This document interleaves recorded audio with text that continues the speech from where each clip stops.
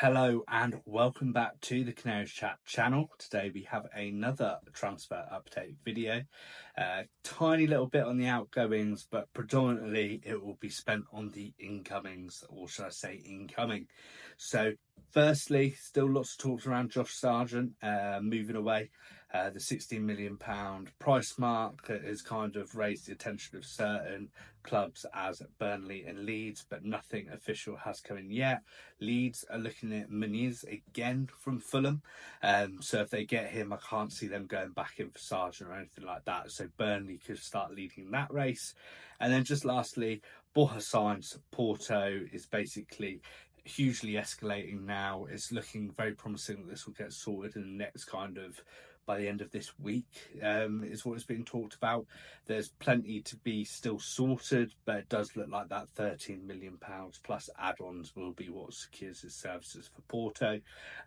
So yeah, regarding outgoings, no real huge developments there. No other fresh rumours around other players either. So that's all we've got at this point in time regarding outgoings. Just quickly, about 80% of the people watching this video aren't subscribed. We've set a very audacious target of hitting 2,000 subscribers by the start of the season. So if you're enjoying the Norwich City updates, you enjoy Norwich City content, make sure to click the subscribe button. And yeah, let's get into the big incoming. So the one I'm sure you've all been waiting for and we've all been eagerly tracking is that Mathias Kvistgaarden is basically done. As of recording this video, not announced, but there is strong kind of rumours that he'll be announced later tonight. So yeah, a really positive start to this window as we've previously discussed, but there have been some interesting developments on Kvistgaarden and the transfer that's happened. So let's kind of just run through it all and then we'll go through Kvistgaarden as a player. What can we expect? So the rumour came out and Lens were in a kind of very strong position. They were leading the race. It didn't really seem like Norwich stood a chance. They'd already had kind of deals between them and Bromby kind of sorted, and it was just between the player. We then stepped in and we have gone to Kvistgaarden. We've approached him kind of directly. He's bought into the project, and yeah, he said that he wants to move to Norwich. It's then talked about, I mean, obviously in regards to rumours, there was Celtic involved, Leipzig involved, German teams, Italian teams all tracking him. He's decided to come to Norwich, and there's a talk that he'll be record transfer signing of around 11 to 12 million. That is what has been reported as late as this morning, and then it all changed basically. So it turns out he has a release clause of 6.9 million, which we have triggered, and we are doing certain add-ons with a 15% sell-on clause. So those add-ons could be built into the release clause. Those add-ons could be a sweetener. I mean, we've had Schwartown move over from Bromby. There is a genuine chance we're trying to build a kind of relationship between the two clubs that could be profitable for both. So that's a genuine option there that we've added in a few sweeteners in regards to it. But what is being reported is that Lens did not know about this release clause of 6.9 million. They were putting in bids of around about 11 million up front. So they obviously would have got him or would have triggered the release clause, but supposedly they were never made aware of it, which is either slightly underhand from Bromby or just very poor due diligence from Lens that they're not going to kind of trigger that release clause and start from there.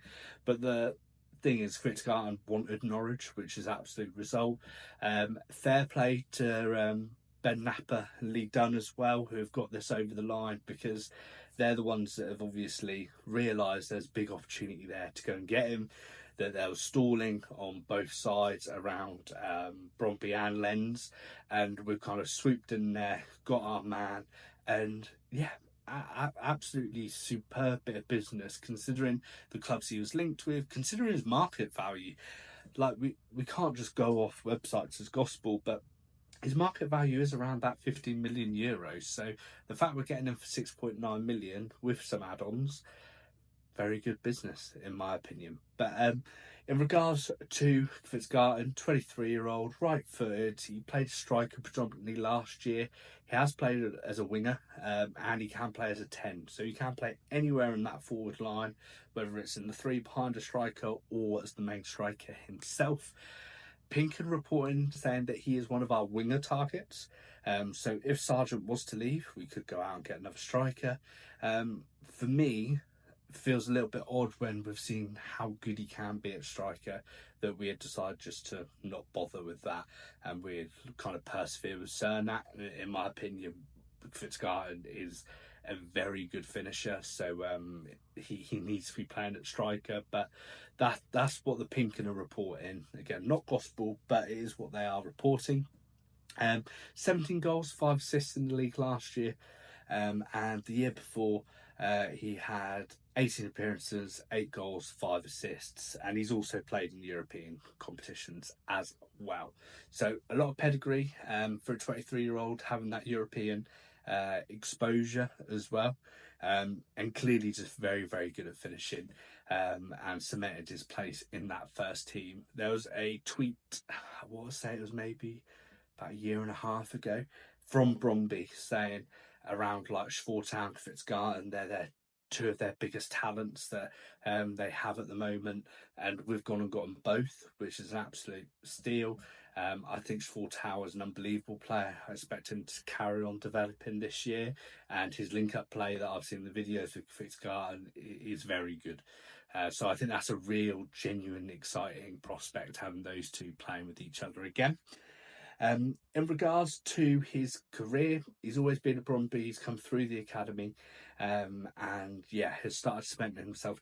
This season was probably the first time he's been a consistent first team starter, and he's repaid that with the goals that he has scored. There's a great article by Kasper Pedersbach.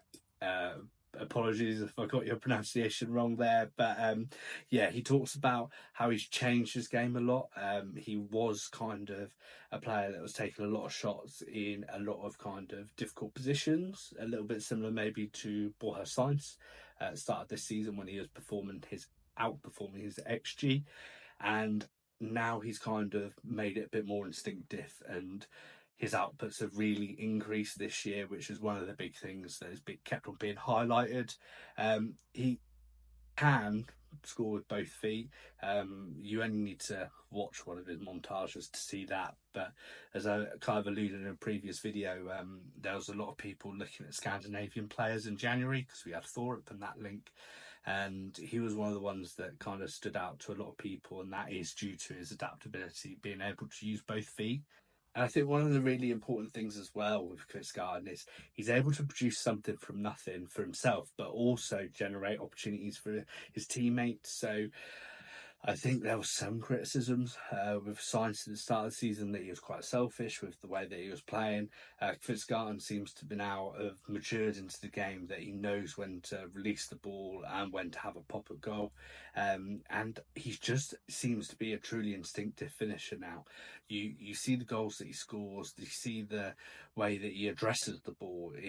There's some unbelievable finishes in there, and it's really exciting to have that killer instinct, because I actually don't think Sarge has a killer instinct in front of goal. I think he's a very good player. He creates a lot of opportunities for others, but also gets himself in some great opportunities. But there have been games where it's taken 3 or 4 attempts to then get that goal.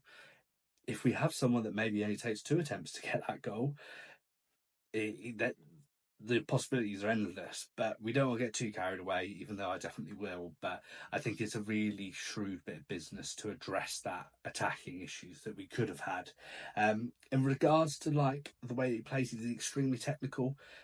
He's also extremely fast as well. So his acceleration, his top speed, he can travel at speed with the ball at his feet, and I do think we've sometimes lacked that. I mean, winger-wise, we've struggled with kind of having pacey wingers that can keep the ball kind of on a bit of string on their foot. It is something that we have struggled with in the past. And with his kind of low centre of gravity, his great ball control, he's about 5'8", I believe. Which makes you think that could be all to his game, but he's also weirdly very good in the air as well, which creates other opportunities with obviously crosses into the box. He's not shy of going in for a header, and actually he's got a very good jump on him to get to the ball first before defenders. So you add that all into it. He can hold up the play as well due to that low centre of gravity. He's very good at holding play, getting players into it, and those sharp turns as well to create space for himself. It's just really exciting. And the business that has been done from Ben Napper to get him for 6.9 million plus the add-ons, because there was talks that it was going to be a record transfer fee, and I think actually people were happy with that. There was pressure that would come with it, but people were happy for us to be spending that money on this player. The fact that we're now getting him for close to half, so we were thinking 11 or 12 million, 6.9 million plus the add-ons, unbelievable bit of business. I'm extremely happy with it. As I said, it's not officially announced yet as of recording.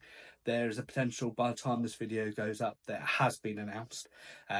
So yeah, leave a comment down below. Are you happy with it? Are you excited as I am? If you are, leave a comment down below.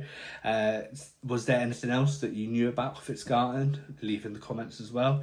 This is kind of what the research brought to my kind of door, but if there's anything else that you believe people should know, let's just have a really good discussion in the comments. But if you've enjoyed the video, leave a like. As I mentioned, we're trying to hit that 2,000 goal in subscribers by the start of the season. Very audacious, so subscribe as well, and we will see you in the next video.